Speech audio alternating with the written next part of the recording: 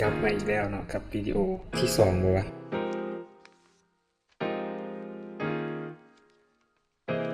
กับวิดีโอที่กสิมาอันบ็อกซิ่งกันเลยเนาะก็จะเป็นนี่เมาส์ Logitech เนาะ G703 ซึ่งตัวนี้มันก็คือเมาส์ที่ซื้อแถมมากับคีย์บอร์ดเนาะคือมันมาเป็นคีย์บอร์ดตัวนี้ G512 คาร์บอนเนาะเป็นคีย์บอร์ดเมคานิกปุ่มแบบเมคานิกซึ่งมันก็สินัก15อยู่แบกมาอยู่กับนักเติบที่ซื้อก็ย้อนว่ามันขายแพ็คคู่มันขายทุนราคาปกติมันตกเท่าไหร่วะอันเรียนคีย์บอร์ดนี่ก็ 3,000 บาท 5,000 จึงกับอันนี้ก็ประมาณ 3,000 บวกกันประมาณ 8,000 กลัวแล้วมันลดลงเดี๋ยวประมาณ 6,000 นี่แหละก็ได้ซื้อเพราะว่าจะได้คีย์บอร์ดเมคานิกมาหล่นแล้วเนาะเฮ็ดเวียกได้กระดิ่งเกมเลยผมบ่ค่อยได้ใช้คีย์บอร์ดปานใดดอกก็ใช้โน้ตบุ๊กที่พิมพ์เวียกส่วนใหญ่ก็สิใช้คีย์บอร์ดธรรมดาพิมพ์ได้ดีอยู่แต่ก็ได้ลองจับเมคานิกลองเบิ่งอยู่ก็คือว่ารู้สึกว่าพิมพ์ไวกว่าสินะกับตอนเล่นเกมเนาะสำคัญกับเล่นเกมเวลามันปุ่มมันตอบสนองการกดของเรามันค่อนข้างไวกว่าปุ่มแบบคีย์บอร์ดอันรับเบอร์โดมมันเนาะที่มันเป็นยางนุ่มๆมาสมัยก่อนมันจะเป็นแบบนั้นซึ่งคีย์บอร์ดแบบเมคานิกก็จะเป็นคีย์บอร์ดแบบยุคใหม่คันเทียบปัจจุบันมันก็บ่มาแล้วมันก็หลายปีแล้วเทคโนโลยีตัวนี้ของ Logitech ก็สิมีเทคโนโลยีของมันเฉพาะก็เอิ้นว่า Romer G เนาะเป็นการออกแบบสวิตช์เป็นของตัวเองก็กล่าวก่อนว่าสำหรับเมคานิกมันสิเป็นสวิตช์ก็คือแต่ละปุ่มมันสิเป็นวงจรของไผของเราเลยเนาะสมมุติมีตัวใดตัวหนึ่งมีปัญหาก็สามารถเปลี่ยนได้ว่ามันสิเพก็สิเพแต่ปุ่มนั้นปุ่มเดียวบ่กระทบกับปุ่มอื่นคือคีย์บอร์ดสมัยเก่าเนาะสิเป็นรับบเบอร์โดมเนาะเป็นยางนุ่มๆทางใน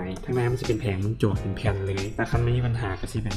มั่วใส่กันเบิดว่ามันเป็นแผ่นเดียวกันเลยแต่ก็ปัญหาที่รับบเบอร์โดมมักเป็นก็คือ Ghost เนาะเอิ้นว่า Ghostก็คือการกดคีย์บอร์ดในแถวเดียวกันสมมติว่า W S กับ X สมมติว่า3ปุ่มที่มันอยู่แถวตั้งเดียวกันใช่นะเวลาเขากดแล้วเขาจะกดพร้อมกันบ่ได้ก็คันยกตัวอย่างบ่อยๆงงกับมันตุสมมติว่าเขากดไปหน้าคือตอนเล่นเกมแล้วกดไปหน้า W เนาะแล้วเขาอยากเปลี่ยนอาวุธสมมติว่าอาวุธนี้มีเลข1กับเลข2อยู่เทิงปุ่ม W เวลาเขากดไปหน้าแล้วเขากดปุ่มเลข2พร้อมกันกดบ่ลงกดบ่ขึ้นเนาะเป็นคีย์บอร์ดที่ว่ารุ่นถือมาสั่นๆเป็น rubber dome คือเขาบ่สามารถกดไปหน้าและเลข2พร้อมกันได้เขาต้องปล่อยไปหน้าก่อนแล้วกดเลข2จึงเปลี่ยนอาวุธใช่ไหมนั่นก็เป็นข้อเสียของ rubber dome ซึ่งจากเทคโนโลยีแล้วกับพัฒนาขึ้นมาตลอดมันลดปัญหาตัว ghost นั้นลงไปหลายแล้วแต่สำหรับ mechanical ถือว่าเป็นคีย์บอร์ดที่ตัดปัญหานั้นไปเลยเพราะว่าระบบมันแยกแต่ละปุ่มมันแยกสิ้นส่วนแยกกันวงจรกันไปเลยใช่ไหมสามารถกดได้พร้อมกันหลายปุ่มในเวลาเดียวกันสำหรับพวกเล่นเกมมาแล้วบางทีเขาจะเล่นเกมเขาจะต้องกดไวๆอาจจะออกคำสั่งมันนี่ด้วยความไวให้ปุ่มมันโบสับสนบรวนนั่นก็เป็นข้อดีของคีย์บอร์ดเมคานิกเนาะส่วนการเฮ็ดเวียกที่ว่าบ่แม่นเล่นเกมสินะข้อดีก็สิเป็นเรื่องการพิมพ์ได้พิมพ์ไวขึ้นพิมพ์มีความแน่นอนหลายขึ้นสบายมือบ่ปวดนิ้วนี่ก็เดี๋ยวสิยังบ่ทันได้ลองครับเพื่อจะได้ลองของมือของอย่างนี้คือโอเคก็มักอยู่กันเลยแต่ใจซื่อเนาะข้อดีอีกอันนึงสำหรับเมคานิคอลเนาะมันก็จะมีไฟแสงสีมากที่จริงก็บ่ได้มักไฟแสงสีหรอกบางคนก็มักอาจจะใส่บางกรณีสมมติว่าเล่นเกมสิอาจจะเปิดแสงไฟไว้ให้รู้สึกแบบตื่นเต้นสินะเวลาเล่นเกมแต่คันเป็นตอนเฮ็ดเวียกก็สิบ่เปิดหลายตาเนาะที่มาอันบ็อกซิ่ง2อันนี้อีก2ซื้อ2อันนี้มันราคาพิเศษแล้วกับทางมันงานจิต JIB ไทยก็แถมกระเป๋าเนาะกระเป๋าเป็นจังซี่เนี่ยเอามาให้มึงกระเป๋าใหญ่ที่ไหนมันน่าจะมันออกแบบมาเพื่อใส่โน้ตบุ๊กเกมมิ่งเนาะขนาดมันตกอยู่ที่ประมาณจักนิ้วว่ะ20นิ้วที่บ่ใหญ่แฮงใหญ่แบบกรีดเลยแหละใส่เฮ็ดเวียกบ่ได้เลยบูสิใส่เป็นหยังคือสิใส่ไปเดินทางไปต่างประเทศหรือต่างแขวงนั่นเอาไว้ใส่เครื่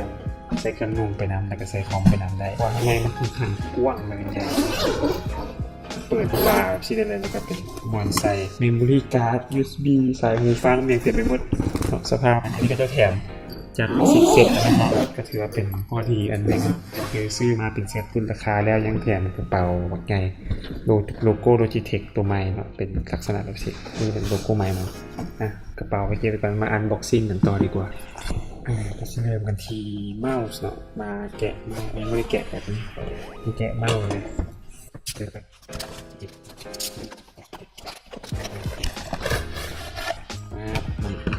สภาพเป็นเมาส์ไวเลสสำหรับรุ่นตัวที่703เป็นเมาส์ไวเลสซึ่งในนี้ก็จะแถมสายสาก ไม่สามารถใช้เป็นสายได้ใช้เป็นเมาส์ปกติที่เป็นสายได้เลยซึ่งสายก็จะเป็นเบรกก็คือสายถักนะสายถักผ่าหัวมันเป็นแบบใหม่สิเพิ่มความแข็งแรงงูสิทนบนเบรกบางคนก็มาทนแต่นี้ของรุ่นน้องคนนึงเราใส่ก็สายเบรกกันมือด้วยกันทำไมก็จะมีเมาส์ปุ่มข้าง2ปุ่มเปลี่ยน DPI เนาะก็คลิกแล้วก็ scrolling ที่ switch เดี๋ยวเอาแกะให้มันอยู่จังหน่อยแล้วก็แถมบอลแถมที่เป็นหัวก็ยังหัวหับสัญญาณเนาะเป็นไวเลสเด้หับสัญญาณเป็นอย่างนี้ด้านหนึ่งเป็น USB micro USB ซึ่งกับพวกมันเกี่ยวกันจะเอาไว้ extend ใช้กับตัวนี้เอาไว้ extend สัญญาณให้ไกลขึ้นใช่ไหมอันนี้ก็ไปซุปคอมแล้วก็ extend สัญญาณให้ไกลขึ้นแค่ไหนก่อนเดี๋ยวนะนี่มันจะมีอย่างเนาะน่าจะรู้ห่างอย่างเขียนว่า 10 กรัมบนไซน้ำหนักว่าเคยเห็นของคนอื่นมันมีบนไซน้ำหนักแกะเลยวะแกะสิยู่เข้าไปแกะมาโอ้ไซก็ดี10 กรัมเพิ่มน้ำหนักให้เมาส์เนาะเพราะปกติบางคนจะมักเมาส์ค่อนข้างมีน้ำหนักเพราะว่าเวลาหนึ่งเวลา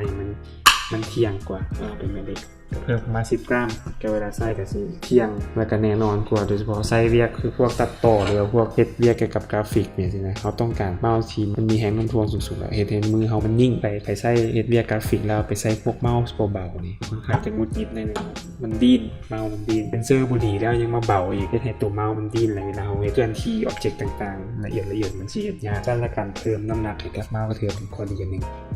ประมาณนี้เมาส์โอเคยังไม่ได้เปิดลองเถอะว่ามันเป็นอะไรโอ้มีแบตเตอรี่อยู่มีทานอยู่มีไฟอยู่เนาะสวิตช์ออนกับมีไฟมาเลยไฟเปลี่ยนไปเรื่อยๆเนาะสามารถตั้งค่าได้อยู่โปรแกรมตัวปกติก็ใช้เมาส์ของ Logitech อยู่แล้วเนาะหาซื้ออันน้อยนี่มา Prodigy นี่ก็สามารถตั้งค่าสีได้ครับ DPS ได้ตัวนี้อยู่ที่ 8,000 DPS มอน DPS DPI DPS นั้นมันเกมมัน damage per second มัว DPI เนาะตัวนั้นกินที่ 8,000 ตัวสำหรับตัวนี้แมน 12,000 DPI เนาะก็ถือว่าสูงกว่าครับคนที่บ่ค่อยได้ใช้เมาส์แบบนี้เนาะเมาส์ที่มันราคาสูงกันแหละสูงกว่าปกติตามท้องตลาดที่อาจจะเห็นว่าเมาส์20,000 กีบ 30,000 กีบสินะแต่เป็นอย่างเมาส์บางอันคือแพงแท้ก็มันเป็นหนึ่งมันเมาส์ไวเลสแต่คำว่าไวเลสค่อนข้างแพงอีกอย่างนึงเมาส์ไวเลสที่เป็นเกมมิ่งเนาะก็คือมันจะส่งสัญญาณได้ทีกว่าปกติมันจะมีสัญญาณส่งพิเศษของมันเองที่เราผลิตขึ้นมาเนาะคือหมายความว่ามันส่งสัญญาณแต่ละครั้งมันหลายกว่าที่กว่าเพราะเวลาเขาเล่นเกมมันต้องการข้อมูลตลอดเวลาทุกเฟรมเนาะเกมจะต้องทับข้อมูลมาประมวลผลถ้าเป็นเมาส์ราคาถูกหรือเมาส์ที่ใช้ชิปพอดีมันก็จะส่งข้อมูลมาแดโบมาแดซ่าแดแล้วก็แต่จะมีแบบกระตุกนั่นนี่เนาะซึ่งก็เป็นปัญหาใหญ่สำหรับคนที่เล่นเกมแบบจริงจังฉะนั้นเมาส์พวกนี้ที่ราคาแพงก็จะภาษีออกแบบมาให้ปิดจุดอ่อนตัวนั้นไว้เนาะอีกอย่างหนึ่งเนาะก็จะเป็นเรื่องของเซนเซอร์เนาะ DPI นี้ DPI มัน dot per inch นี่เป็นเซนเซอร์เนาะแห้งละเอียดหลายสำหรับแมนเวลาเอาหนิงเนาะหนิงน้อยๆมันก็ไปน้อยๆตามนั้นซึ่งข้อดีคือมันเป็นตัวคูณเวลาเขาตั้งใน Windows เนาะตั้งสปีดต่ำๆตั้ง DPS สูงๆเกียร์ให้เมาส์มันเทียงเอาaccelerator ออกอธิบายก็แค่สิงงแต่ว่าลองไปตั้งมึงก็ได้เดี๋ยวลองไปเช็คข้อมูลมึงก็ได้ว่าเป็นอย่างจริงต้องตั้งแนวนั้นก็คือเพิ่ม DPI ขึ้นไปลดสปีดลงใน Windows เนาะพยายามซ่อมกับเมาส์กับความไวนั้นให้เวลาเล่นเกมกล้ามซี่เราจะจดจำการเคลื่อนหนิงข้อมือตรงนั้นให้การเคลื่อนหนิงเมาส์เป็นไปอย่างใจต้องการซึ่งเวลาเฮ็ดเวียกออกแบบที่ต้องการเวลาจริงจังเวลาฟ้าวฟังไปเจอเหตุการณ์แบบเมาส์โดดเมาส์อย่างนี้ก็เสียในเสียเวลาได้ตอนเล่นเกมไปคือกันเขาก็ต้องการเวลาแข่งขันก็ต้องจริงจังกับพวกอุปกรณ์พวกนี้เช่นกันจริงนะก็ลองเบิ่งตามงบประมาณมาสั่งสารตัวเมาส์เกมมิ่งราคาถูกที่สุดของ Logitech ตัวนี้ก็สิเป็น Prodigy นี่ราคาประมาณ900นี่แหละก็ถือดีเซ็นเซอร์ดีราคาถูกเพราะมันก็บ่ได้มีหน้าตาประหลาดอีกเนาะเมาส์ที่จริงเมาส์ดีก็จะเป็นต้องหน้าตาแอดวานซ์คือตัวโบคอปคือTransformer อันนั้นมันงามซื่อแต่ว่าเซ็นเซอร์บ่ดีก็มีฉันพยายามเลือกเบิ่งเซ็นเซอร์ที่ดีกว่าสำหรับเมาส์สิ่งประมาณนี้เดี๋ยวสิถ่ายรูปโพสต์อัพให้เบิ่งเป็นไร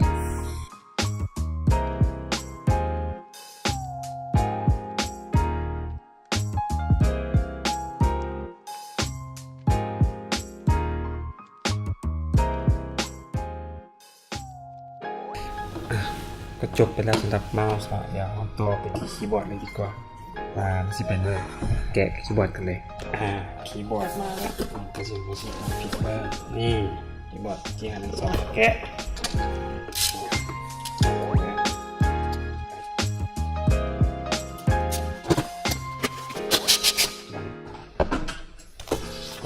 กล่องข้างในซึ่งมันสกรีนภาษาไทยใช่ไหมเนาะก็ซื้อไปมีเอียงมุกกล่องเลยแล้วก็แงบกล่องเสื้อสายนะแกะเลยครับ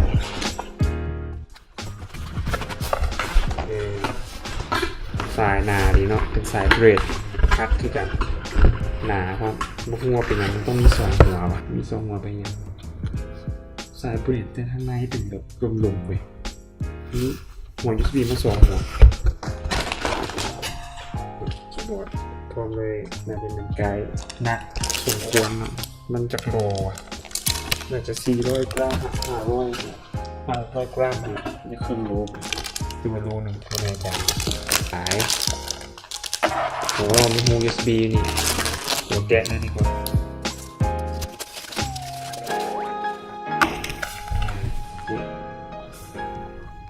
โฟกัสสิหนักเองนะเสียงจะเงียบกว่าพวกสวิชของ Cherry Mix ต่างบินเป็นอาจจะเป็นลองของอะไรก็พวก Razer เสียงอย่างติ๊กตัวนี้จะเงียบกว่าเนาะซึ่งกันตัวเมื่อจี้เนี่ยเป็นปุ่มสวิตช์พัฒนาเลย Logitech เองมารีวิวผมไม่ได้เงินได้แบงเก็บสิก็ทั้งนมมีการงัดในการเพิ่มความสูงของคีย์บอร์ดมาเนี่ยมีโลโก้อยู่ตรงนี้ก็งานดีแกะออกซะนี่ส่วนนี้ก็จะมี USB พอร์ตพร้อมมันให้มา2สายมันก็จะเป็น USB ครับแล้วก็มีโมเดลเจมันเอาไว้ใส่วะเพื่อติดตั้งพัดลมเป่ามือมาลองสูบเบิ่งสูบแล้วเป็นสีไฟมีมาโอเคเรียบร้อยโอเคเราก็ถือว่าเฮ็ดเวียกได้แล้วส่วนเรื่องประสิทธิภาพในต่างๆเดี๋ยวไปรีวิวกันน้ำหลังซะเพราะว่ายังไม่ได้ทดลองเฮ็ดเวียกกับมันเถอะเดี๋ยวเราเฮ็ดเวียกกับมันไปจากเดือนนึงไปเลยกำลังซื้อประสิทธิภาพของคีย์บอร์ดของเดียวก็คือภาพของเขาคือมากขึ้นเขียนเพลงดีเนาะพวกนี้เป็นฟังก์ชันในการสร้างเพลงสร้างอะไรเนาะอาจจะมองเพราะมันโบโฟกัสเว็บแคมนี่ก็อยากเก่าเนาะสามารถคุมได้เนาะกาซีมาเบิ่งแบบโครซับกันต่อเลยดีกว่า